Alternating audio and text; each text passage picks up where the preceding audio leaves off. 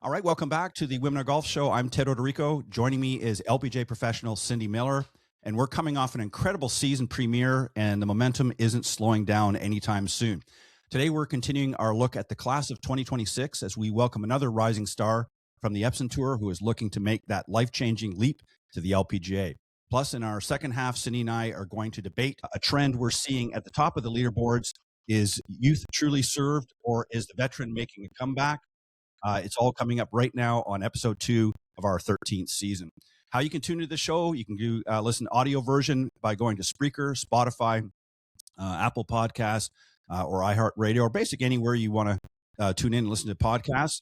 Also on the video version, you go to the iGolf Sports Network YouTube channel, or also on Spotify to see the video version. But we're really, really excited this morning. We've got another great young lady from the Epson Tour. She's joining us today and is absolutely on fire to start the 2026 season. From Zionsville, Indiana, she was a record breaker at Clemson University before her professional debut.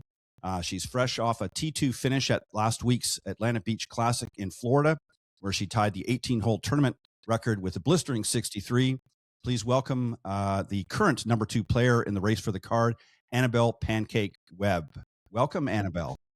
Thank you so much, Ted and Cindy. I appreciate y'all having me on. I'm excited. And we're glad you're here. Yeah, I got to ask, I didn't notice this when we were off air. You got, looks like a goalie stick in the background. So you must be a hockey fan. Well, this is actually not my house. I'm at a host house. Okay. Well, somebody's a hockey fan. Somebody's a hockey fan in their family, yes. So you're from Indiana, so you had to be a what is it? The Hoosier? Is that Hoosier? Yes. So you have to be pretty excited about them winning the national championship. You know, I've never been a Hoosier fan, but I guess you could say I am now by default. So right. It was definitely fun to watch and be a part of. Yeah. Just say you are. Just say you. Yeah. Yeah. You had great. To be. And you know what? I went to the U, but I must say, yeah, I have to say, I was pulling for you. I love underdogs. Yeah, for sure. Yeah, it was quite an interesting national championship. But that's enough about football. We're here to talk about golf. So I want to ask you, Annabelle, to get your thoughts on this sort of this sophomore surge, if you will. You had a solid rookie year, including a T5 at the 2025 Tour Championship last year. Now you're in year 2. What's the biggest adjustment, if any, that you've had to make to your routine from last year? I think just getting used to your surroundings and the process of being a professional golfer. As a rookie, you're just thrown into the fire. It's like your freshman year of high school or freshman year of college. So you're learning all the new things, all the requirements, things that you can't forget, and trying to get organized and manage all of your time and schedule everything. So kind of being a sophomore, as you say, it's helpful because you know what to expect, you know how to prepare, you know what works for you, and you've kind of figured out your groove with the whole process. Fantastic. You know, it's interesting because now you had a really, really good, and we'll talk a little bit about that as well. You had a really, really good tournament. Didn't win, but you were certainly hunting in the leaderboard for quite a bit of the event from what I read from the stats and so forth. So you're definitely right there. Obviously, you want to get a win, at least one win, probably a couple of wins, because you want to stay obviously in the top 15. We'll talk about that in a little bit as well. But so what do you think what's it going to take from your game's perspective? Because you know your game better than anybody else. What is it that you need to make sure I've got to do this year? At what part of your game has to really be on fire for you to be able to close it out? Yeah, I think one of my goals starting this year was to be one of the best putters. My putting has been an area of growth for me for a while, and yeah, I can hit the ball really well. My ball striking's great. I usually hit at least 15 greens around, but my putting has always struggled a little. So I think if I can really capitalize on that and keep that sharp this year and try and make it the best part of my game, I think that can really help me out, take me further. Yeah, I couldn't agree more. I think if you can putt well, you can get away with a few errant drives or even a few, less greens. I got to be honest, Cindy, 15 greens, that's pretty darn good. That makes me sick. I don't think I've had 15 greens my whole life. Makes me want to slap her. That's for sure. It's pretty good. Yeah, that's very good. Cindy, you go ahead. So what is the issue? Do you 3-putt or do you not make a lot of 15-footers? It's the 15-footers. I'm just not making enough. I'm making some birdies, but it's, 2 putts on par fives, or I hit it really close to like 3 feet. So it's kind of that 7 to 15, 20-foot range. Getting those to drop more consistently is what I'm looking for. What have you changed in your putting that's making it better? I've been working with my coach on my stroke. I really like to, I do it left hand low and I anchor on my left arm. So I'm really forward pressed. So sometimes I really am working with my shoulders instead of letting the putter swing like a pendulum. So the putter's moving this way. So my speed control is very inconsistent, which makes it hard to read the line because I don't know how my speed's going to turn out on every putt. So I'm trying to swing the putter more, let it open and close and release well. And the ball just comes off much more solid and consistent. So I know what to expect off of each putt. I'm going to ask you a question. Don't freak out on me. Have you ever heard of linear, nonlinear? With how you read the putts? Yeah. Yes, I have. I am nonlinear, so I see the curve of the putt. Was that like a rude awakening to you? No, I've always been that way, and I kind of knew that. People have asked me that before. So Yeah. you've been tested and you know this. I didn't know there was an official test for it, but I would say from what I am visually seeing every time that I'm playing, I usually see curve.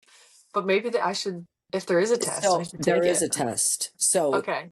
So I'm married to a guy who played on tour for 15 years, who is the second purest ball striker Dave Pell's ever tested. And had he known this, he may not have ever married me, which would have been sad for him. But so let me tell you, if he'd known this, life would have been different. So what I want you to do, are you practicing today? I am, yes. Okay. So I want you to pretend that you're looking at the hole. Midnight is on the other side. 6 o'clock is right in front of you. So if the ball's breaking right to left and you think it's going to go in, see the curve, it's going to go in at 4 o'clock, we'll say. Do not look outside the hole ever. I want you to look at 4 o'clock. If you see that ball going in at 4 o'clock, you're going to look at 4 o'clock. You're going to move your body. You're always looking at 4 o'clock, and you're going to they call it sweeping the green. Mike Shannon is a wizard at this. He changed our lives and our son's life. Our son played at Augusta State. He was really good. He's played in 14 USGA events. He's a plus 3.2, just got invited to join Pine Valley. Anyway, long story short. So look at 4 o'clock, sweep it, keep the putter head down on the ground, and then you can look down and hit the ball, and the ball's going in the hole. It's like freaky, scary. If it's going, then you may say, no, it's going in at 3. Well, then look at 3 o'clock. If it's going in at 5:30, look at 5:30. If it's going to go at 6:30, look at 6:30. Just move your body, okay? It's unbelievably scary, freaky. You're like, how did that happen? It's a gift inside your body. So when I told Alan this, he was like, I got to go see this guy. He's now director of short game instruction at in Georgia. His name is Mike Shannon. He tested us with a laser. Alan went to see him. He gave us all of his stuff because he knew who Alan was. Alan's played in the Masters 5 times. So I'm just telling you, look at the hole. Keep the putter head on the floor. Move your body. Keep looking. You'll hear a voice that says, that's perfect. Look down, hit the ball. It's going in the hole. Interesting. Okay, I'll have to give it a try. Unbelievable. I'll follow you on Instagram and I'll give you my cell phone. If you have issues, perfect. I'll make you a video. I'll send it to you. You'll absolutely freak out. Yeah. Okay. So $20 says you'll win this week. I'm not kidding you. If you hit it the right distance, if you hit it the right distance, it's going in the hole.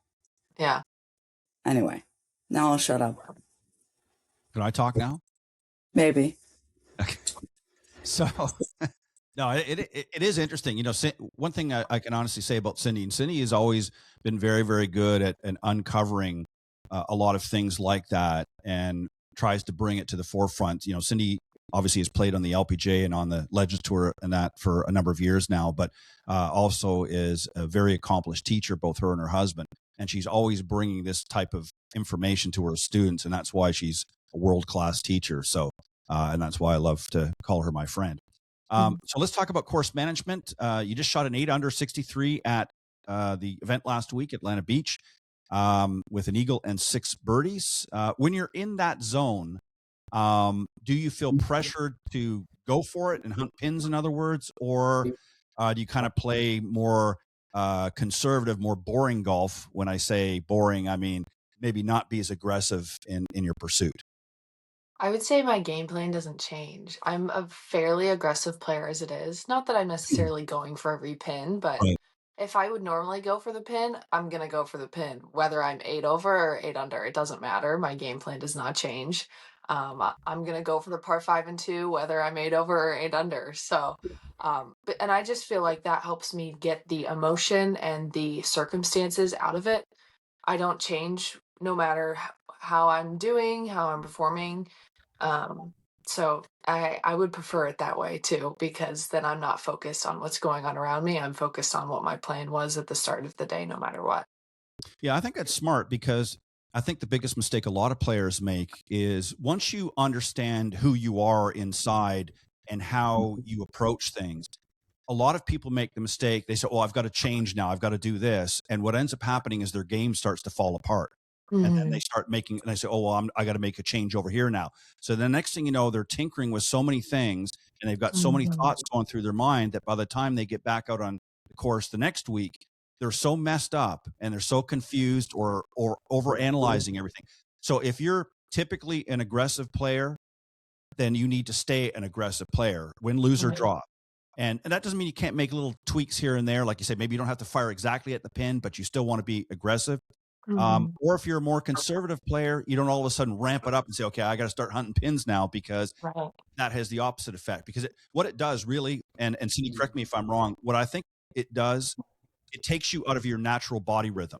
Everybody has a natural body rhythm. Some people that are more aggressive, I think, have a quicker pace typically. They're not just sort of lackadaisical walking along the course. People that are a little bit more conservative, more laid back, do kind of have that slower gait, if you will. And I think that when you try to change who you are internally, I think that makes for a lot of mistakes along the way. So I think that's good that you're doing that. As I mentioned earlier, too, you're sitting at number 2 in the race for the card right now, and I know it's only been the first event of the season, so we still got lots of golf left. How do you manage the mental pressure, because you're going to have to stay at that to get into that top 15 bracket so early in the season? Because I mean, you got a lot of golf left. You're just starting the season out. So what are you going to do to keep yourself mentally on the right track and not let some of those little demons and monsters try to get in? Yeah. I feel like pressure is kind of self-induced. If pressure only happens if you let it. I Right. mean, just being the second player is only a number, so I'm not gonna let that change how I feel, how I play, who I am. I'm still gonna go have fun and try and beat the golf course as best I can, and also have fun with it and just be excited to be playing well. Last year was a little bit of a slow start, so to be able to have a fun, quick start is great. But yeah, I'm not gonna change anything and not let a number make me more nervous or feel more pressure. We're all out here to just play golf and have fun and do our best, and that's what I'm gonna keep trying to do.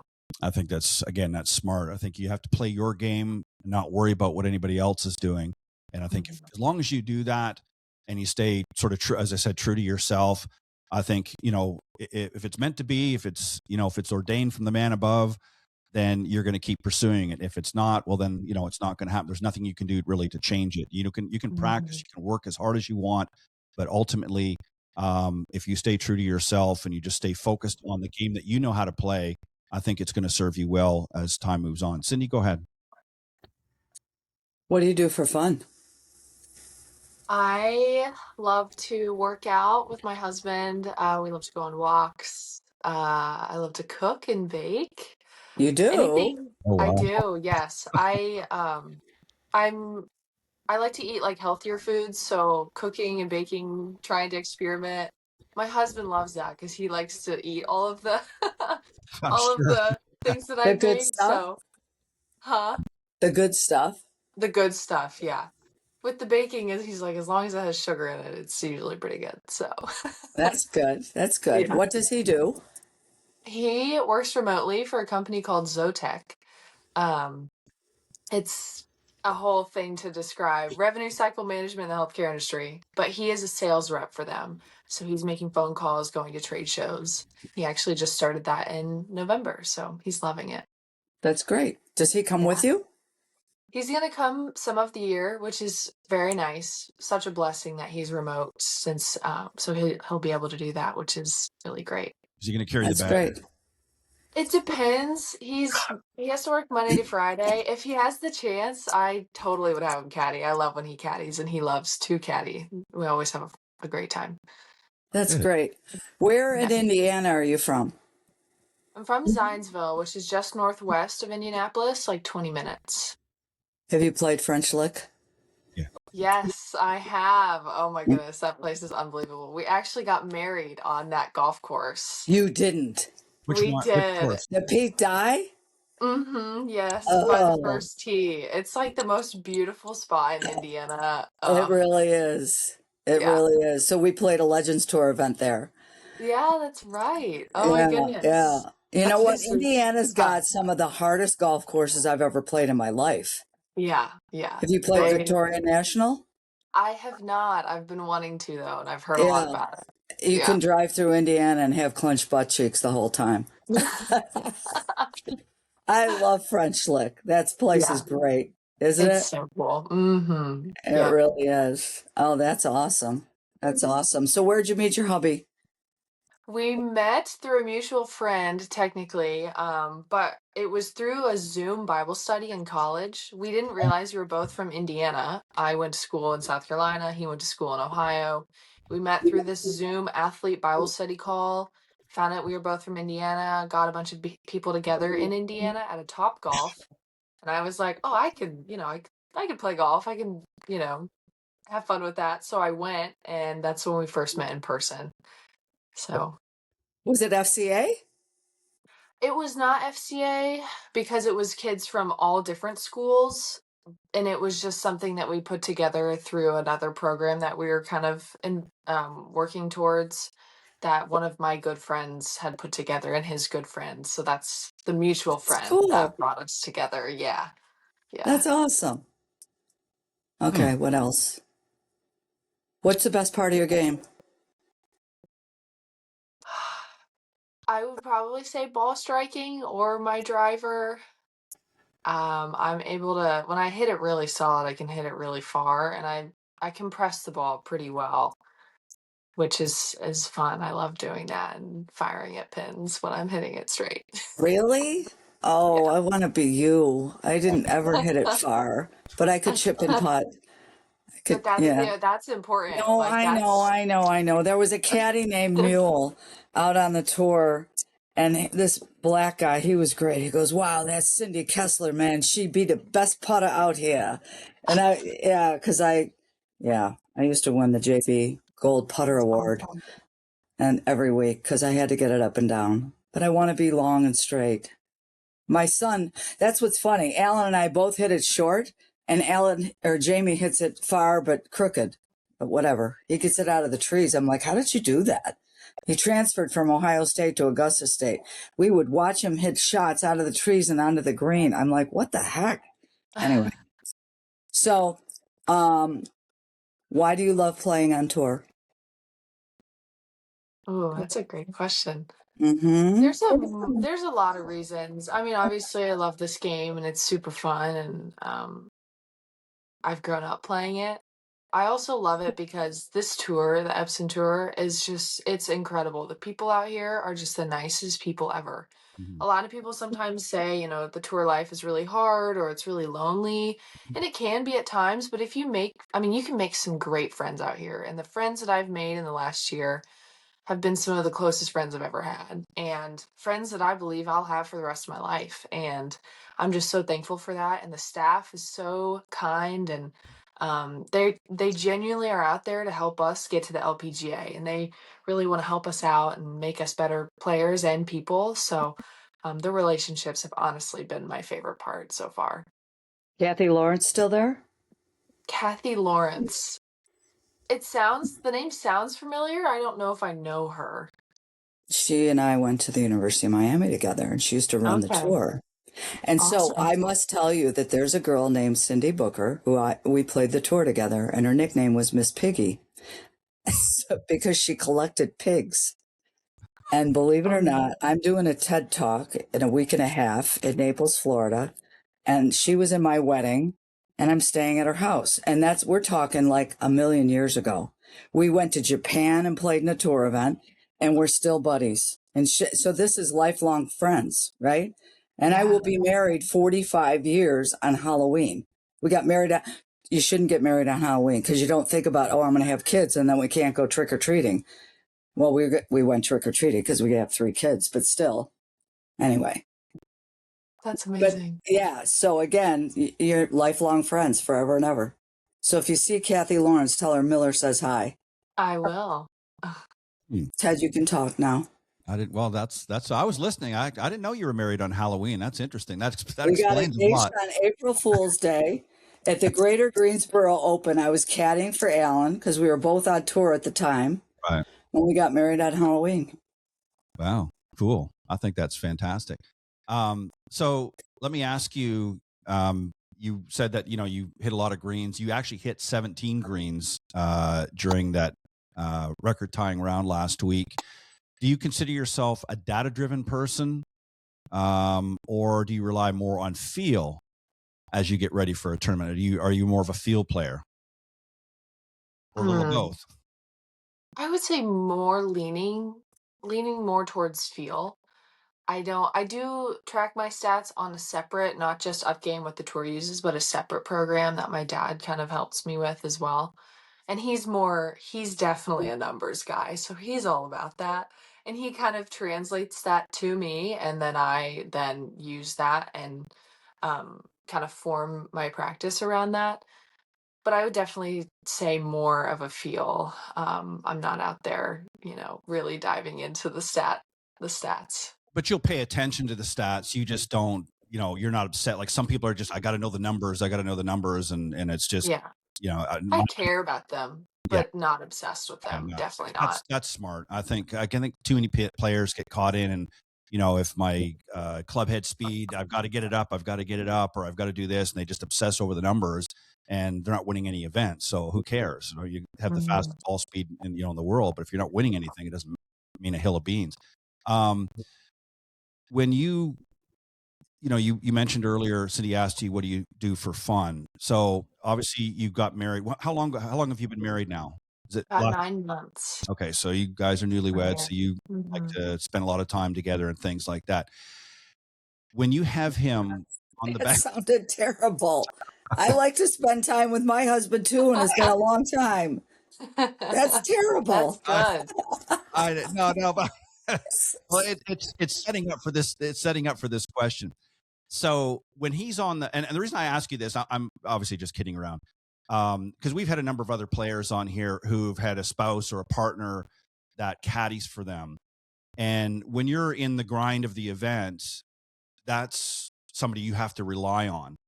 It's not about them because you can read your own yardage. It's not really about the yardage. It's about when you're in a bit of a slump during that round or whatever, you need somebody that's either going to get you out of help to get you out of that slump, or know when to keep their mouth shut. Does he know from being around you, caddying, doing whatever, being around your game, does he know when, okay, I need to really be there and give her a bit of a boost right now? And does he know when, okay, I need to zip it up because we got to go home together? So do you understand that? And do you understand what I'm getting at? Absolutely. Yes. I would say he definitely does. That makes, a lot of people don't think of that, but that's crucial because, you're the one that's out there. It's your career. He's just sort of a sidekick at that particular point. I mean, I know he's involved in some ways, but realistically, that's your career. So you need to make sure, that he's doing what you need him to do. And there's going to be sometimes he's going to open up and say, you know what, Annabelle, maybe this isn't the smartest play right here. have you considered doing this? And you're going to be receptive to that. So how does that relationship work on the golf course? How does that sort of parlay out? Yeah, I mean, he knows when to talk and when not to talk. That's what I'm politely asking. Yeah.